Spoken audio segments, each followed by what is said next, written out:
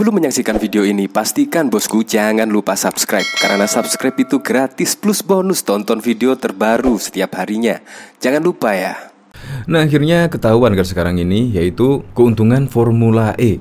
Ya, kita ketahui kan keuntungan Formula E ya masih menjadi tanda tanya yang sangat besar. Apalagi juga pada saat perhelatan Formula E, mulai dari pembangunan sirkuit serta dana-dananya juga dipertanyakan. Dan bahkan juga membuat sirkuit juga cukup singkat.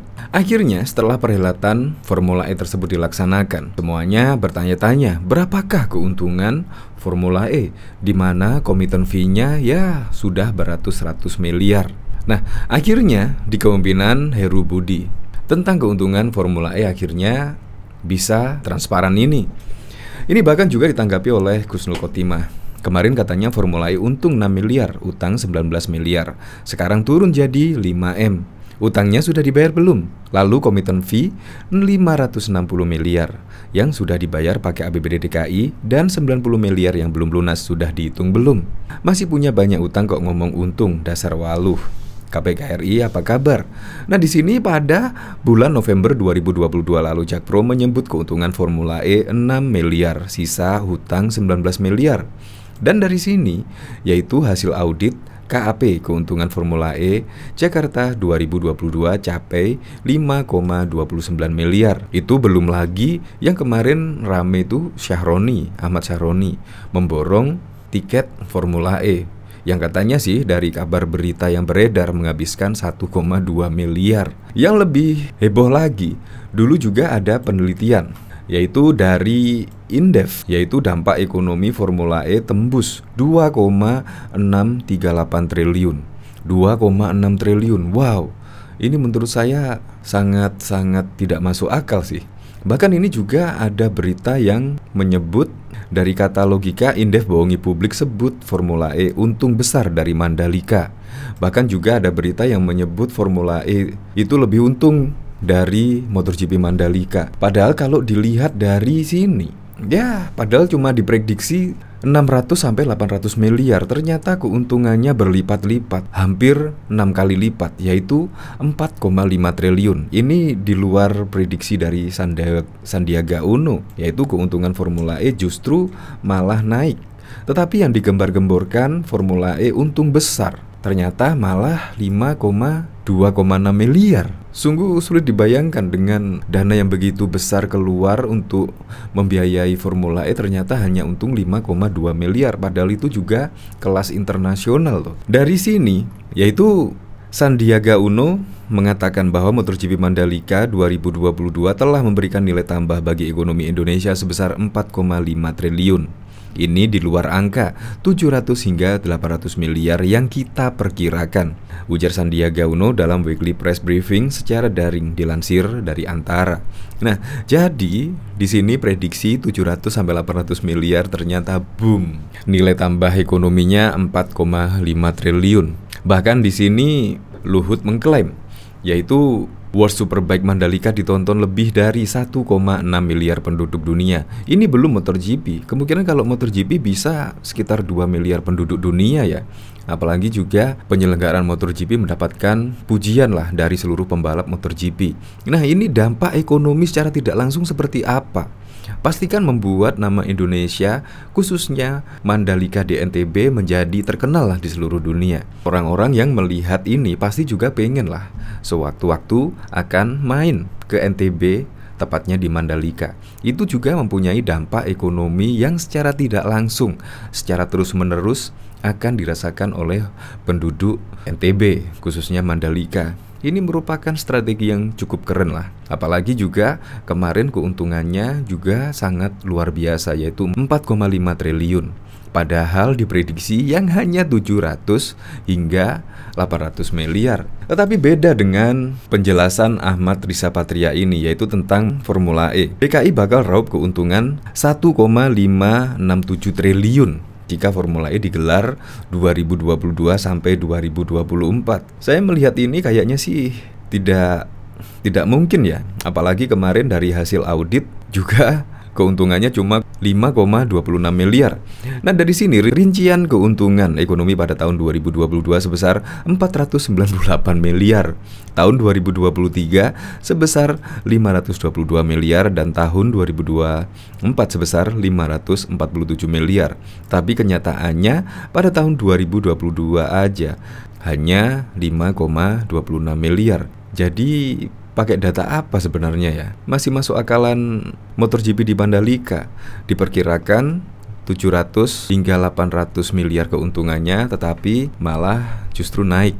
Ya seharusnya perkiraan 498 miliar, ya keuntungannya seharusnya 1 triliun lah setidaknya, sehingga betul-betul bermanfaat lah. Apalagi itu juga kelas internasional. Dengan keuntungan 5,26 miliar, Ahmad Syahroni juga sudah memborong tiket sebesar 1,2 miliar. Ya oke lah, semoga saja besok Formula E pada tahun 2023, 2024 keuntungannya bisa sesuai target lah. Untuk lebih lengkapnya simak berita berikut ini, Good News Indonesia.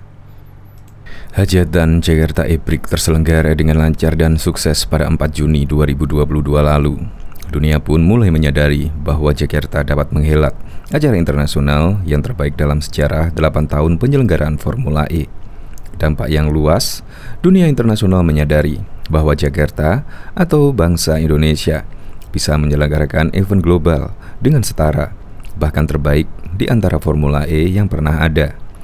Di luar aspek penyelenggaraan yang spektakuler dan mengundang decak kagum dunia, ajang balapan Formula E ternyata juga memberikan dampak ekonomi secara nyata bagi DKI Jakarta. Dampak ekonomi tersebut bahkan menembus angka total 2,638 triliun atau berkontribusi 0,08% pada pertumbuhan ekonomi Jakarta sepanjang 2022. Bukan sekedar klaim, dampak ini ditemukan Institute for Development of Economic and Finance atau INDEF saat meneliti ajang Formula E ini. Dampak total itu terdiri dari dampak terhadap tambahan produk domestik regional bruto DKI Jakarta dan dampak langsung terhadap denyut ekonomi publik. Kepala Pusat Makro dan Keuangan INDEF M. Rizal Taifuku Rohman menjelaskan dampak ekonomi langsung merupakan jumlah pengeluaran yang tercipta akibat adanya perhelatan Jakarta E-Prix 2022. INDEF menganalisi dampak ekonomi langsung dengan adanya Jakarta E-Prix sebesar 597 miliar. Angka terbesar itu muncul dari alokasi Capek 213 miliar, alokasi OPEX 112 miliar, komitmen fee 216 miliar, pengeluaran pengunjung dan tiket 52,4 miliar, serta UMKM 4,45 miliar. Artinya, besaran 597 miliar itu muncul sejak awal pelaksanaan. Persiapan sampai pelaksanaan, kata Rizal dalam diskusi publik bertema dampak penyelenggaraan Jakarta E-Prix 2022 pada Kamis 23 Juni yang lalu. Selain itu, Jakarta E-Prix juga berdampak pada pertumbuhan ekonomi DKI Jakarta. PDRB dihitung meningkat 0,105% atau senilai 2,41 triliun, angka konstan. Jadi, dampak total penyelenggaraan Jakarta E-Prix tersebut pertumbuhan ekonomi real DKI Jakarta adalah 2,638 triliun. Walhasil, angka itu berkontribusi 0,08% pada pertumbuhan ekonomi DKI Jakarta. Dengan kontribusi 0,08% dilihat dari indikator ekonomi total atau makro pembentuk PDRB. Konsumsi rumah tangga naik 0,485%, investasi naik 0,32%, inflasi meningkat 0,034%. Penyerapan tenaga kerja naik 0,091% dan upah real turut meningkat 0,121%. Sementara apabila dilihat dampak kinerja ekonomi secara sektoral dengan penyelenggaraan Jakarta E-Prix, ujar Rizal, secara umum kinerja meningkat. Peningkatan paling tinggi terjadi pada sektor pariwisata dan jasa lain sebesar 0,4%. Sektor komunikasi 0,313% dan jasa bisnis 0,304%. Ekonomi masyarakat yang bergerak pada di sektor penginapan, kegiatan di sektor jasa, makanan dan minuman juga transportasi. INDEF mencatat perputaran yang terjadi pada saat hari balapan dihitung dari UMKM dan pengeluaran mengunjung tanpa memasukkan pendapatan perusahaan dari sponsor ataupun tiket. Perputaran uang UMKM 4,54 miliar, sementara pengeluaran pengunjung dan tiket 30,2 miliar. Karena itu wajar saja bila catatan Bank Indonesia, DKI Jakarta juga mengembirakan. Perekonomian DKI Jakarta pada triwulan 1 2022 tumbuh 4,63%. Meningkat dibandingkan triwulan sebelumnya sekitar 3,64% year on year. Selain dampak ekonomi, Indef juga menganalisis kepuasan pengunjung terhadap gelaran Formula E. Lembaga riset itu menghimpun data-data dari 1.555 responden untuk pendekatan kuantitatif dan 71 responden untuk pendekatan kuantitatif. Hasilnya, sebanyak 92% responden mengatakan sangat puas dan puas dengan pelaksanaan Jakarta E-Prix secara umum sekitar 42%. Pengunjung menyatakan tertarik untuk menjadi bagian dari gerakan Sustainable City. Temuan lainnya, sebanyak 45% pengunjung adalah millennials. Artinya, E-Prix adalah moda yang sangat efektif untuk mengenalkan mindset kepada generasi mendatang tentang ekonomi ramah lingkungan yang berkelanjutan. Yang menarik, Indef juga menekankan bahwa penyelenggaraan Formula E Jakarta boleh tidak memberi untung bagi PT Jakarta Propertindo Jakpro yang berstatus sebagai BUMD DKI. BUMD atau BUMN boleh tak meraup untung dari terselenggaranya satu program asal ekonomi bergerak. Sebab BUMD atau BUMN berperan sebagai agen pembangunan yang bertugas menggerakkan ekonomi rakyat. Jadi, selama ada penugasan untuk penyelenggaraan program yang bertujuan untuk menggerakkan ekonomi masyarakat, sehingga dalam beberapa hal boleh tidak untung. Temuan Badan Pemeriksaan Keuangan BPK juga mengembirakan tentang penyelenggaraan Formula E ini, dengan menyatakan penyelenggaraan balap mobil listrik Formula E Jakarta layak untuk dilaksanakan di tahun-tahun berikutnya. Hal tersebut tertuang dalam laporan hasil pemeriksaan LHP atas laporan keuangan Pemda DKI Jakarta tahun 2021 yang ditandatangani oleh BPK Perwakilan DKI Jakarta Dede Soekarjo. Berdasarkan hasil studi kelayakan tersebut, maka penyelenggaraan Formula E layak dilaksanakan, tulis BPK dikutip kompas.com pada 20 Juni. BPK mengatakan Pemprov DKI Jakarta juga sudah melakukan tindak lanjut dari 3 rekomendasi BPK terkait penyelenggaraan Formula E dalam LHP 2019 lalu. Rekomendasi pertama adalah Dinas Pemuda dan Olahraga Dispora DKI Jakarta diminta menyusun desain keterlibatan para pihak dan mengembangkan opsi memperoleh biaya mandiri. Kedua, Dispora dan PT Jakpro diminta lebih insentif dalam memperjelas keberlanjutan kegiatan dan membuat rencana antisipasi kendala yang akan muncul. Terakhir, Dispora berkoordinasi dengan PT Jakpro untuk mengevaluasi hasil studi kelayakan secara andal dan menyesuaikan dengan kondisi terbaru dampak pandemi ini. Bahkan diketahui Indef terbukti membohongi publik setelah PT Jakarta Propertindo Jakpro menyebut Formula E hanya untung 6 miliar. Kebohongan Indef pada publik begitu gamblang. Mereka menyebut keuntungan Formula E lebih besar 3 kali lipat dibandingkan event Mandalika. Indef telah membohongi publik, dus memberi informasi sesat pada KPK. Padahal Indef tidak memiliki legal standing untuk membuat laporan keuangan Formula E. Sebelumnya, Indef, Institute for Development of Economic and Finance, hanya menganalisa dampak lingkungan dari kegiatan Formula E. Namun belakangan jadi laporan keuangan. Di sebuah diskusi politik di Universitas Al-Azhar Indonesia, ekonom Indef, ekonom Muhammad Rizal, bahkan berupaya meyakinkan publik jika Formula E itu menguntungkan. Ia merinci dampak langsung keunggulan Formula E, yakni sebesar 3,9 triliun, dan keuntungan tak langsung senilai 1,2 triliun, dengan total keuntungan 5,1 triliun dari modal event 2,7 triliun. Namun realisasi berkata lain. Jakpro menyebut pemeriksaan BPK per September 2022, Formula E hanya meraup untung 6 miliar, bahkan menanggung kerugian 19 miliar. Indef telah melakukan kebohongan publik sebagai lembaga riset dan analisa yang mengandalkan kepercayaan. Indef sukses menghancurkan kepercayaan publik. Bahkan Wakil Gubernur DKI Riza Ahmad Patria mengklaim bahwa penyelenggaraan Formula E tahun 2022 tetap menguntungkan Pemprov DKI Jakarta secara ekonomi. Menurut Riza, hal tersebut sudah dikaji secara detail oleh pihak ketiga atau konsultasi sehingga Pemprov DKI Jakarta memutuskan untuk menyelenggarakan Formula E pada tahun 2022. Lalu, berapa prediksi keuntungan ekonomi Formula E jika mulai dilaksanakan tahun 2022 hingga tahun 2024?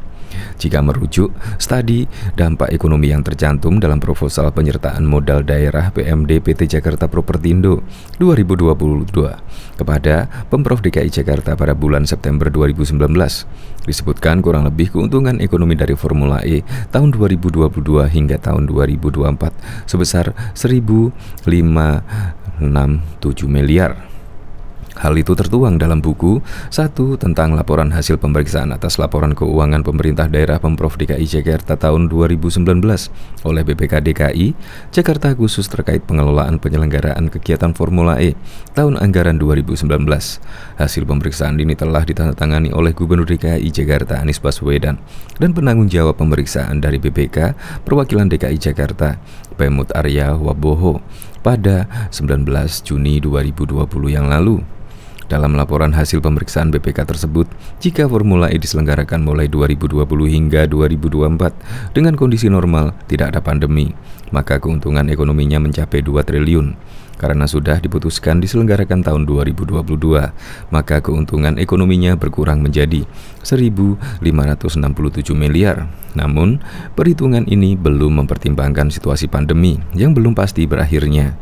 Rinciannya, keuntungan ekonomi pada 2022 sebesar 498 miliar, tahun 2023 sebesar 522 miliar, dan tahun 2024 sebesar 547 miliar. Kemudian pendapatan finansial Jakpro dari Formula E untuk tahun 2022 sebesar 99 miliar, tahun 2023 sebesar 146 miliar, dan tahun 2024 sebesar 164 miliar. Sementara biaya penyelenggarakan biaya pelaksanaan Formula E tahun 2022 sebesar 221 miliar, tahun 2023 sebesar 226 miliar, dan tahun 2024 sebesar 230 miliar. Bahkan diketahui ajang MotoGP Indonesia 2022 terbilang cukup sukses. Tidak hanya segi balapan, Menteri Pariwisata dan Ekonomi Kreatif Sandiaga Uno menyebut ajang balapan MotoGP di sirkuit Mandalika memberikan cuan yang luar biasa untuk Indonesia. Sebagaimana diberitakan sebelumnya, Indonesia untuk pertama kalinya menggelar ajang MotoGP yang berlangsung di sirkuit Mandalika pada Maret lalu. Meski sempat menuai kontroversi saat pembangunan sirkuit Mandalika untuk ajang MotoGP, namun nyatanya kejuaraan balap internasional ini memberikan dampak bagi Indonesia, terutama Provinsi NTB. Hal ini diungkapkan oleh Sandiaga Uno selaku Menparekraf yang mengatakan bahwa MotoGP Mandalika 2022 telah memberikan nilai tambah bagi ekonomi Indonesia sebesar 4,5 triliun. Jumlah ini luar biasa, angka 700-800 miliar yang kita perkirakan, ujar Sandiaga Uno dalam weekly press briefing secara daring dilansir dari Antara. Lebih lanjut, Menparekraf menyatakan kontribusi ajang MotoGP terhadap kenaikan pendapatan domestik regional bruto NTB sebesar 1,46% acara tahunan. Lalu dengan peningkatan di sektor makanan dan minuman sebesar 1,04%, serta transportasi dan pergudangan 0,74%. Untuk pertumbuhan ekonomi NTB triwulan 1 tahun 2022 sebesar 7,76%. Sementara pertumbuhan ekonomi di tingkat nasional di angka 5,01% tambahnya. MotoGP Mandalika telah mendorong peningkatan jumlah penumpang ke NTB yang sangat signifikan, yakni melalui angkutan udara sebesar 94,81% dan angkutan laut 74,91%. Lebih lanjut, Sandiaga Uno turut menyampaikan hasil survei dampak ajang MotoGP Mandalika 2022 terhadap pelaku usaha. Pertama, pelaku usaha mengalami peningkatan sebanyak 41% selama ajang MotoGP tersebut, dengan 23% diantaranya berasal dari luar NTB. Kedua, 59% pelaku usaha mendapatkan fasilitas pelaksanaan ajang kelas premier dan paling banyak memperoleh bantuan dari pemerintah sebesar 40,5%. Survei menyatatkan pula bahwa 46% pelaku usaha merupakan usaha rumah tangga. Ini banyak ibu-ibu, emak-emak UMKM-UMKM, tutur Sandiaga Uno. Saat penyelenggaraan MotoGP 2022, Sandiaga mengatakan produk ekonomi kreatif yang paling laku ialah kuliner sebesar 50,43%, kriya 19,31%, fashion 15,96%, dan lainnya 14,8%. Pelaku usaha tercatat pula mengalami pergeseran pendapatan mulai dari 5 sampai 50 juta. Jadi ini yang UMKM rasakan, ucap Sandiaga Uno selaku Menparekraf. Berikut jadwal lengkap MotoGP yang berhasil di Mandalika tersebut.